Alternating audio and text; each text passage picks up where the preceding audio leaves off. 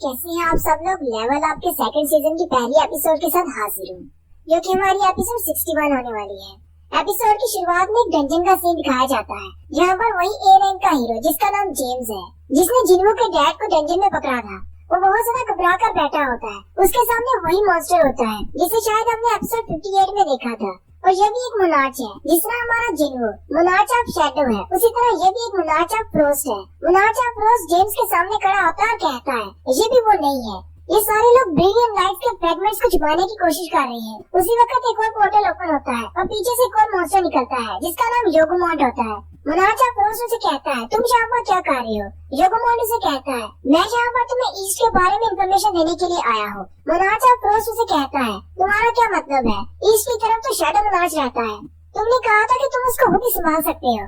योगोमॉन्ड उसे कहता है नहीं, अब प्लान बदल चुका है, रूलर ने मुझे साउथ की तरफ भेजा है, इसलिए मैं वहाँ जा रहा हूँ। मोनार्च ऑफ फ्रोस्ट उसे कहता है तो फिर शैडो मोनार्च का क्या होगा। योगोमॉन्ड उसे कहता है उसे आर्किटेक्ट खुद ही संभाल लेगा। साथ ही योगोमॉन्ड उसे कहता है मेरे पास एक और बड़ी न्यूज है, ये बात कंफर्म हो गई है, उसी जगह पर ब्रिलियंट लाइट का एक बड़ा सा टुकड़ा भी है। मोनार्च ऑफ फ्रोस्ट ये सुनकर बहुत ज्यादा खुश हो जाता है और कहता है ये तो बहुत ज्यादा इंटरेस्टिंग न्यूज है। योगोमॉन्ड उसे कहता है अब तुम क्या करने वाले हो। मोनार्च ऑफ फ्रोस्ट उसे कहता है अगर वो टुकड़ा मुझे हासिल हो जाए तो मैं तो उसे जरूर हासिल करना चाहूंगा, लेकिन साथ ही वो उसे कहता है लेकिन एक और बुरी खबर है, हमें लगता है कि हम यहाँ पर एक ट्रैप में फंस चुके हैं। वो सामने की तरफ देखते हैं तो जिन्हों के फादर सामने खड़े होते हैं। मोनार्च ऑफ फ्रोस्ट कहता है इस बंदे के पास ब्रिलियंट लाइट का कोई भी फ्रैगमेंट नहीं है, लेकिन ये यहाँ पर एक ट्रेस कैसे छोड़ सकता है, जिसकी वजह से हमें यहाँ पर आना पड़ा। मुझे लगता है कि ये हमारे रास्ते में आने वाला है। जिन्हों के फादर उनसे कहते हैं ईस्ट की तरफ तुम जिस इलाके की बात कर रहे हो, क्या तुम कोरिया की बात कर रहे हो। मोनार्च ऑफ फ्रोस्ट उसे कहता है इस बात से तुम्हें क्या फर्क पड़ता है। योगोमॉन्ड से कहता है मोनार्च ऑफ फ्रोस्ट मुझे नहीं लगता कि तुम्हारे पास इतना ज्यादा टाइम है कि इस बंदे के साथ यहाँ पर खेलना शुरू कर दो। साथ ही योगोमॉन्ड वहाँ से चला जाता है। मोनार्च ऑफ फ्रोस्ट उसे कहता है अगर तुम हमें रोक सकते हो तो रोक कर दिखाओ। जिन्हों के फादर आगे बढ़ते हैं और अपने नाइफ्स निकालकर उस पर अटैक करने लगते हैं। उसी वक्त मोनार्च ऑफ फ्रोस्ट अपने मैजिक को इस्तेमाल करते हुए अपने सामने आइस की एक शील्ड बना लेता है। नेक्स्ट सीन रेड गेट का होता है, जिसके अंदर जिन्हों फंसा हुआ है। जिन्हों सारे छोटे मॉन्स्टर्स को मारते हुए बॉस तक पहुंच जाता है। बॉस जिन्हों से कहता है क्या तुमने मेरे सारे भाइयों को मारा है। बॉस जिन्हों से कहता है तुम तो बहुत ज्यादा इम्प्रेसिव हो, अकेले ही तुम यहाँ तक पहुँच जाए, तुमने ना सिर्फ मेरे बहुत सारे भाइयों को मारा है बल्कि तुम्हें तो हमारी लैंग्वेज भी आती है। लेकिन जो भी हो यहाँ पर तुम्हारा अंत होता है, इससे आगे तुम नहीं जा पाओगे। और बॉस जिन्हों से कहता है मेरे बहुत सारे लोग आसपास तुम्हारा इंतजार कर रहे हैं, जल्दी से वो चिल्लाकर उनसे कहता है बाहर निकल आओ और अटैक करो, लेकिन कोई भी निकल कर नहीं आता। बॉस भी ये देखकर हैरान हो जाता है। जिन्हों से कहता है तुम्हें क्या लगा था मैं यहाँ पर अकेला आया हूँ। जिन्हों अपनी शैडो सोल्जर से कहता है बाहर आ जाओ, और वो जंगल में से उसके जितने भी साथी होते हैं उन सबको मारकर बाहर निकल आते हैं, जो कि जंगल में चुप कर बैठे हुए थे जिन्हों पर अटैक करने के लिए। उसी वक्त बीरू उसके एक साथी का कटा हुआ सर उसकी तरफ फेंकता है। वो उसे हाथ में पकड़ लेता है और देखता है वो तो उसी के अपने ही साथी का सर होता है। ये देखकर बॉस बहुत ज्यादा गुस्सा हो जाता है और जिन्हों को गाली देता है। जिन्हों अपने शैडो सोल्जर से कहता है सबको मार डालो। बॉस के साथ जितने भी बंदे होते हैं वो सभी को मार डालते हैं। बॉस भी अपना वेपन निकाल लेता है और जिन्हों को मारने के लिए आगे बढ़ता है। फिर बीरू आगे बढ़ता है और बॉस का बाजू काट देता है, जबकि नीचे की तरफ से इग्रिस आगे बढ़ता है और उसकी एक टांग काट देता है, जिससे बॉस नीचे गिर जाता है। फिर टस्क की बारी आती है। टस्क अपने साइज को बड़ा कर लेता है और अपने ग्रेविटी कंट्रोल स्किल को इस्तेमाल करते हुए उस बॉस को प्रेशर के साथ जिन्हों के सामने जमीन पर गिरा देता है। जिन्हों आगे बढ़ता है उसे कहता है मेरे सवाल का जवाब दो, अगर तुमने सही सवाल का जवाब दिया तो मैं तुम्हें आसान मौत दूंगा। लेकिन वो बॉस से कोई भी जवाब नहीं दे पाता क्योंकि सिस्टम ये सब कुछ ब्लॉक कर रहा है। फिर जिन्हों उस बॉस को मार देता है। जिन्हों कहता है मुझे इस मॉन्स्टर से भी कोई जवाब नहीं मिल पाया, मुझे लगता है कि शायद सिस्टम नहीं चाहता कि मुझे इस बारे में पता चले। साथ ही जिन्हों अपनी इन्वेंटरी को ओपन करता है और इन्वेंटरी में से उसी की को निकालता है जो कि उसे डीमन किंग बैरन को मारने पर मिली थी। जिन्हों कहता है जैसे मैं लेवल 100 पर पहुंचा था तो इस की थोड़ी सी डिटेल्स अनलॉक हो गई थी और साथ ही उसके पास विंडो ओपन होती है जिसमें उस की सारी इन्फॉर्मेशन लिखी होती है। असल में ये की कार्टिनन टेम्पल की है। कार्टिनन टेम्पल आपको याद होगा जहाँ से सबकी शुरुआत हुई थी, वो डबल लेयर डंजन जहाँ से एपिसोड 1 में ये लोग फंस गए थे और जिन्हों को एक सिस्टम मिला था जिसकी वजह से जिन्हों एक प्लेयर बन गया था। लेकिन फिलहाल जिन्हों इसको इस्तेमाल नहीं कर सकता क्योंकि जिन्हों इसको जिस जगह पर इस्तेमाल कर सकता है उस लोकेशन के बारे में जिन्हों को 417 घंटों के बाद बताया जाएगा। जिन्हों कहता है मैं आज तक उस कार्टिनन टेम्पल टेम्पल को नहीं भूल पाया। हालांकि मैंने कितनी कोशिश की, लेकिन वो एक बुरे सपने की तरह है। ये सिस्टम मुझे दोबारा उसी जगह पर बुला रहा है जहाँ से सबकी शुरुआत हुई थी। लेकिन अब बहुत कुछ बदल चुका है। उस वक्त मैं एक कमजोर सा लड़का हुआ करता था, लेकिन अब मैं पावरफुल हूँ। मुझे लगता है कि इसकी शुरुआत इसी तरह हुई थी। ये सब कुछ ऐसे ही प्लान था। अगर कार्टिनो टेम्पल में जो कोई भी है वो मेरा इंतजार कर रहा है, तो उसे मेरा इंतजार करना चाहिए, क्योंकि मैं बहुत जल्दी वापस आने वाला हूँ। और यहीं पर उस बड़े स्टैचू को भी दिखाते हैं जिसके सामने इन्होंने झुककर अपनी जान बचाई थी।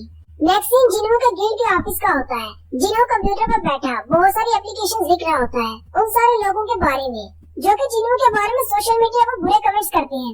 उस वक्त जिन्हों भी ऑफिस में आ जाता है, जिन्हों से कहता है, लगता है तुम काफी ज्यादा मेहनत कर रहे हो। जिन्हों कहता है, तुम कब आए और तुम्हारे कपड़ों को क्या हुआ, तुम्हारी हालत ऐसी क्यों है।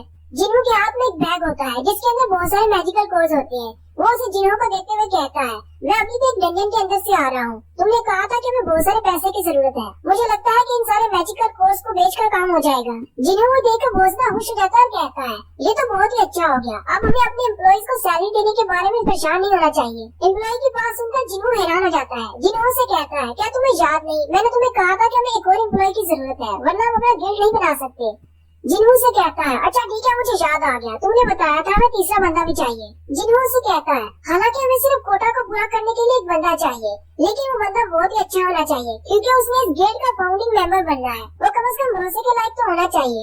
जिन्हों से कहता है, क्या बस इतना ही, एक और भी कुछ चाहिए। जिन्हों से कहता है, एक और इम्पोर्टेंट मसला है, हमें अपने गिल्ड का नाम भी सोचना है। जिन्हों से कहता है, मुझे भी लगा था ये बहुत ज्यादा इम्पोर्टेंट मसला हो सकता है। जिन्हों से कहता है, हाँ हमें जल्दी से अपने गिल्ड का एक नाम सोचना है।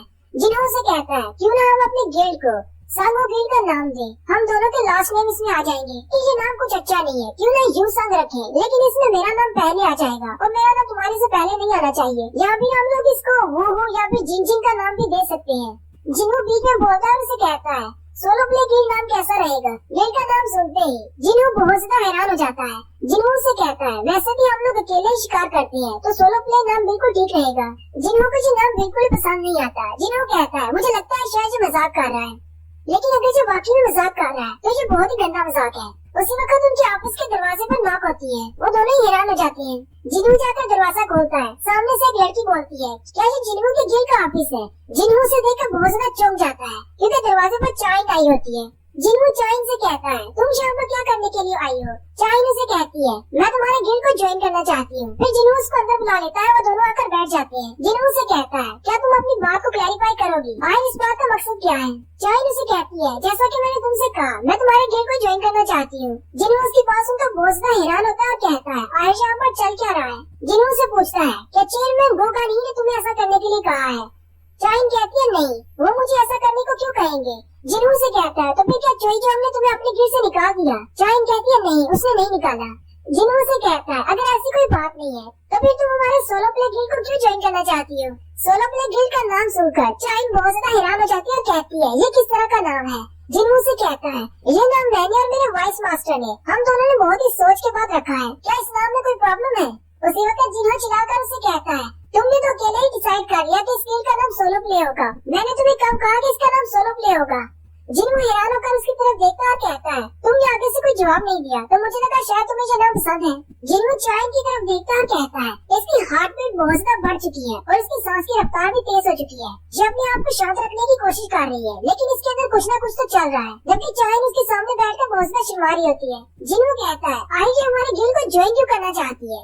जिन्हों चाइन से कहता है, तुम्हारी अवेकनिंग को भी पूरे 2 साल भी नहीं हुए, तुम तो हंटर्स गिल्ड के साथ एक कॉन्ट्रैक्ट में हो, वो भी कंप्लीट नहीं हुआ। चाइन जल्दी से उसे कहती है, मुझे पता है कि मेरा कॉन्ट्रैक्ट खत्म होने से पहले अगर मैं छोड़ती हूँ तो मुझे पेनल्टी के तौर पर बहुत सारे पैसे देने पड़ेंगे, लेकिन मैं वो देने को तैयार हूँ। जिन्हों हैरान हो जाता है, सोचता है, ये तो अपनी पेनल्टी फीस भी देने को तैयार है, आखिर ये हमारे गिल्ड में इतनी ज्यादा इंटरेस्टेड क्यों है। जिन्हों फिर से चाइन से कहता है, लेकिन हमारा गिल्ड बहुत ज्यादा न्यू है और हमारे पास इतने ज्यादा रिसोर्सेज नहीं है कि हम तुम्हें तुम्हारे रैंक के मुताबिक सैलरी दे सके। चाइन उसे कहती है, कोई बात नहीं, मैं काम कर लूंगी और मुझे कोई बोनस या फिर एक्स्ट्रा मनी भी नहीं चाहिए। जिन्हों से कहता है, आखिर हमारे गिल्ड में ऐसा क्या है जो तुम हर चीज छोड़ने को तैयार हो हमारा गिल्ड ज्वाइन करने के लिए। यहाँ पर तुम्हें कुछ भी हासिल नहीं होने वाला। चाइन अपने आप में सोचना शुरू कर देती है और कहती है अब मैं इसको कैसे एक्सप्लेन करूँ। जब मैं पहली बार इससे मिली थी तो इसके पास से कोई भी हंटर्स वाली गंदी स्मेल नहीं आ रही थी, बल्कि बहुत ही अच्छी स्मेल आ रही थी और मैं इसकी स्मेल से इतनी ज्यादा खींची जा रही थी कि मैंने इसके बारे में सारी इन्फॉर्मेशन निकालना शुरू कर दी। और फिर कुछ ही अर्से के बाद मुझे पता चला कि ये एक एस रैंक का हंटर है और ये एक बुरा इंसान नहीं है। चाइन कहती है मैंने अपने आप को बहुत ज्यादा समझाया कि मुझे इसके बारे में नहीं सोचना, लेकिन जब भी मुझे मौका मिलता मैं इसकी तरफ जरूर देखती थी। जेजू आइलैंड की रेड के दौरान मुझे लगा कि मैं मर गई, लेकिन फिर भी जैसे ही मुझे होश आई तो मैं हेलीकॉप्टर के अंदर थी और मैंने चेयरमैन गोगानी से पूछा क्या जिन्नू वहाँ पर आया था। मेरे ज़हन में सबसे पहले जिन्नू का ख्याल आया। पता नहीं अभी मैं इसको किस तरह एक्सप्लेन करूं, लेकिन मैं इसे हमेशा अपनी साइड पे रखना चाहती हूँ। मैं चाहती हूँ कि हमेशा ये मेरे साथ रहे और साथ ही उसका चेहरा शर्म के मारे बहुत ज्यादा लाल हो जाता है। ये देखकर जिन्नू और भी ज्यादा हैरान हो जाता है, कहता है आयश यहाँ पर चल क्या रहा है, क्या ये मुझे नहीं बता सकती कि ये क्यों आई है यहाँ पर। आयश डायरेक्टली मुझे बता क्यों नहीं देती, ये तो इतना ज्यादा ब्लश कर रही है, लाजमी तौर पर ये कोई बात मुझसे छुपा रही है।